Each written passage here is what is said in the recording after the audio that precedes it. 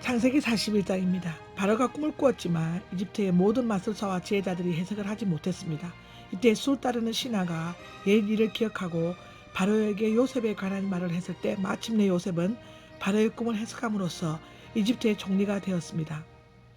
이방인 출신의 노예 대수가 총리가 되어 대제국의 왕인 바로 앞에 당당히 서게 된 사건인데요. 그 배후에는 세 가지의 꿈이 있었고, 첫 번째 꿈은 종과 제수가 되었고, 두 번째 꿈으로 바로 앞으로 나아갈 기회를 얻었고, 이제 세 번째 꿈으로 총리가 된 것입니다.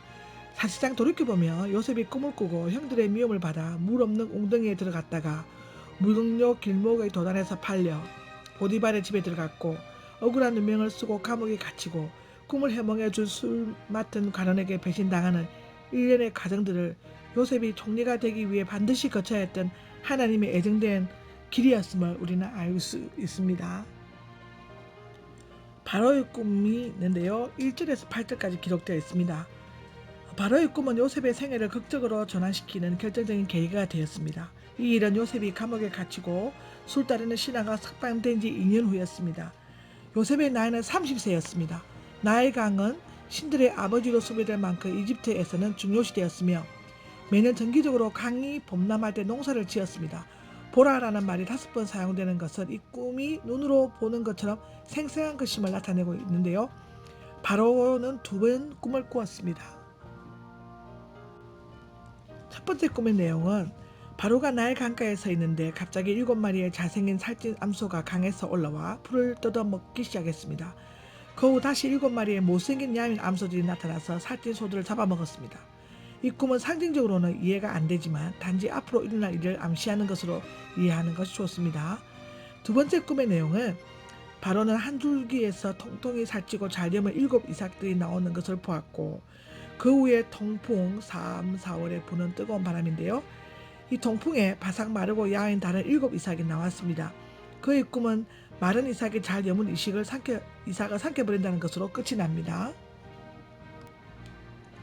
요셉이 바로에게 부름을 받습니다. 9절 13절에 기록이 되어 있는데요. 꿈을 꾸고 난 후 다음날 아침 바로는 마음이 어지러웠다. 직역하면 그의 혼이 근심하게 되었다는 뜻인데요. 비록 꿈의 내용은 달랐지만 그 의미는 똑같아 보이는 꿈을 너무나도 생생하게 꾸었으면서도 그 의미를 알지 못했으므로 바로는 답답하고 곤혹스러웠습니다. 그래서 모든 마술사, 숨겨진 일들을 알아내는 자들, 과 지혜자, 탁월한 학문과 지식을 가진 자를 불러 모았지만 그 누구도 그 꿈을 해석하지 못하였습니다. 저는 이것도 하나님의 뜻이라고 생각합니다. 다른 어떤 사람들도 풀지 못하게 하시는 하나님께서 오직 하나님이 선택한 자만이 할 수 있는 일을 하게 하시는 하나님이라고 저는 믿습니다. 그때 술 따르는 신하가 갑자기 2년 전 요셉이 꿈 해석했던 일을 기억해내었습니다. 그는 제 잘못을 기억해냈습니다 라고 말했는데 이것은 실수의 차원을 넘어 범죄했다고 고백한 것입니다. 사실상 그는 어려웠을 때 요셉의 꿈 해석을 통해 복직이 되었지만 배은망덕하게도 요셉의 존재까지 새까맣게 잊어버리고 말았던 것입니다. 한 가지 놀라운 것은 그가 자신이 잘못이라고 말할 정도로 때늦은 그 시간이 하나님께서는 가장 적절한 때였다는 사실입니다. 이게 우리 인간이 알고 있는 때랑 하나님의 때는 다른 것이고요.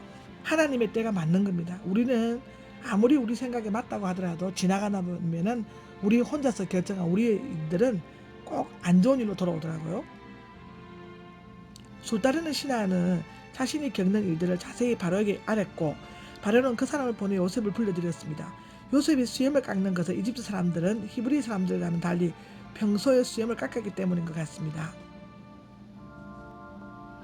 요셉의 꿈을 해석하는데요. 14절 30에서 32절까지가 쭉 기록되어 있습니다. 요셉은 꿈을 해석하기 전에 제가 할 수 있는 것이 아니라 하나님께서 바로께 호의적으로 답변해 주실 것입니다 라고 말했습니다. 이게 얼마나 겸손한 말입니까? 우리가 입으로 꼭 하나님을 시인하는 것은 제가 보니까 너무 중요한 것 같습니다.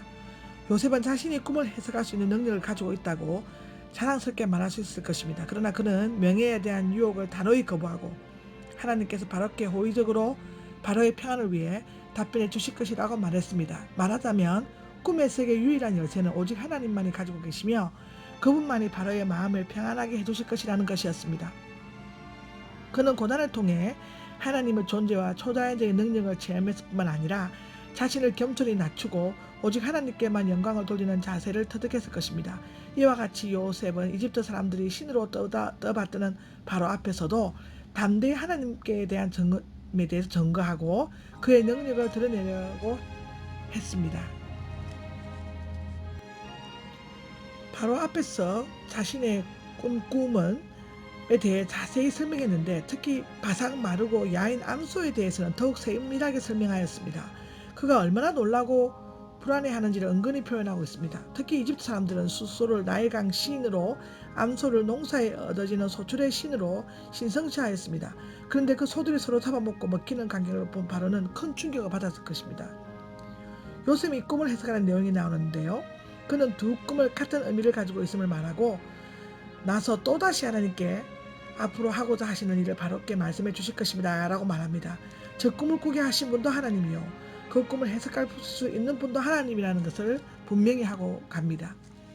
요셉의 꿈 해석에 의하면 먼저 7년 동안 풍년이 있을 것을 의미하고 7 야인소와 7 마른 이삭은 7년 동안 흉년이 될 것을 의미한다는 것입니다. 하나님을 알지 못하는 왕에게 요셉의 꿈을 꾸게 하신 것이 하나님께서 앞으로 이집트에 일어날 일을 바로에게 알리기 위함이라고 말함으로써 하나님은 흉년과 풍년을 주관하시는 초월적인 능력을 지니신 분임을 증거하였습니다.